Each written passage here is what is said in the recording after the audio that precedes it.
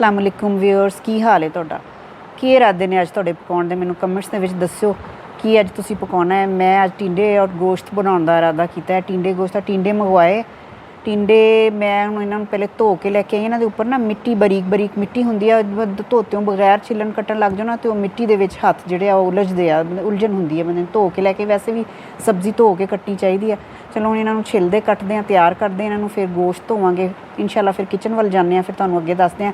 मेरा तरीका बिल्कुल सादा आसान घरेलू तरीका, जिहड़ा बहुत ज़्यादा तकल्लुफ ना भरिया होया आ पा लो विच ओह पा लो, सादा सिंपल तरीका, हर बंदा आसानी दे नाल बना सकदा। मैनूं कमेंट्स दस्सिओ तुसीं किस तरह बनाउंदे हो, तो मेरा बनाउण दा तरीका देखो। कट्टना शुरू करदे हैं। मेरी सੱਸ ਕਹਿੰਦੇ ਹੁੰਦੇ ਆ कि ਟਿੰਡਿਆਂ ਨੂੰ ਹੀ सब्जी कोई भी होवे, ਟਿੰਡੇ ਉਹਨਾਂ ਨੂੰ ਛਿੱਲਿਆ ਨਾ ਕਰੋ ਤੁਸੀਂ। ਕੁੜੀਆਂ ਜਿਹੜੀਆਂ ਨਾ ਛਿੱਲਦੀਆਂ ਬਹੁਤ ਜ਼ਿਆਦਾ, ਛਿੱਲ ਕੇ ਅੱਧੀ ਚੀਜ਼ ਜ਼ਾਇਆ ਕਰ ਦਿੰਦੀਆਂ। ਮੈਂ ਟਿੰਡੇ ਕਦੀ ਛਿੱਲੇ ਨਹੀਂ। ਦੇਖੋ ਕਿੱਡੇ ਸੋਹਣੇ ਆ, ਬਿਲਕੁਲ ਨਰਮ ਆ।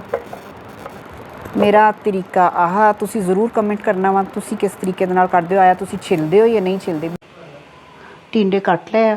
1.5 किलो टिंडे सी, 1.5 किलो टिंडियां वास्ते, और नाल ਉਹਦੇ 1 किलो गोश्त है। 1 किलो गोश्त धो के साफ़ करके आ बिल्कुल तैयार। छिल्ली च पा के रखो ताकि पानी ना ਇਹਦਾ ਨੁੱਚੜ ਜਾਵੇ।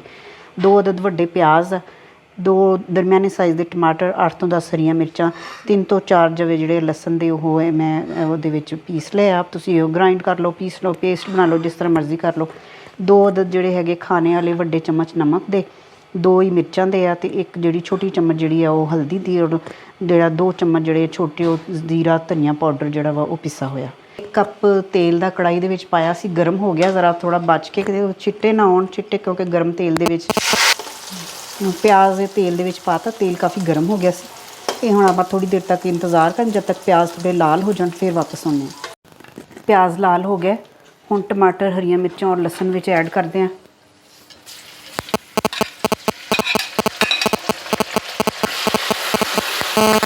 थोड़ा जिहा ये भुज जाए ना टमाटर भी तो हरियाँ मिर्चां भी, फिर ये नमक मिर्च तो जीरा धनिया वगैरह शामिल करांगे।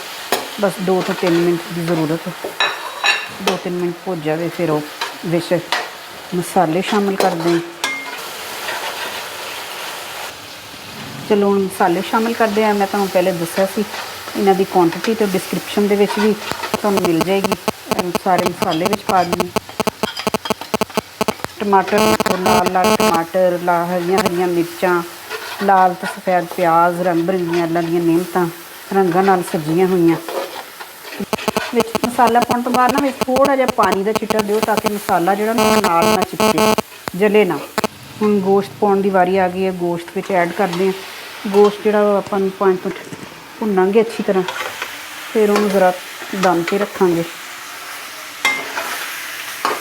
5 ਤੋਂ 6 ਮਿੰਟ ਬਾਅਦ ਆਹ सूरत हाल है। देखो हुण गोश्त तकरीबन अद्धा गल गया वा, नाले भुज गया। हुण विच सब्जी शामिल करते हैं। ਇਹ ਵਿੱਚ ਟਿੰਡੇ शामिल कर ਦਿੰਦੇ ਹਾਂ। ਟਿੰਡੇ शामिल करके इन्हूं थोड़ा जिहा हिलाउने आ, और फिर बस 5-10 मिनट वास्ते दम देवांगे और सालन अपना तैयार हो जाएगा।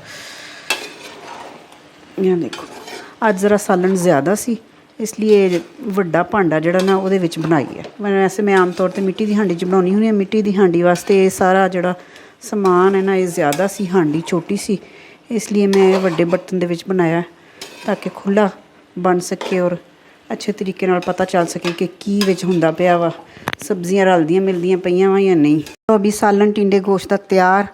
हुण उपर धनिया पाउने आ ਉਹਦੀ गार्निशिंग वास्ते। देखो कितना सोहना रंग आया हांडी दा।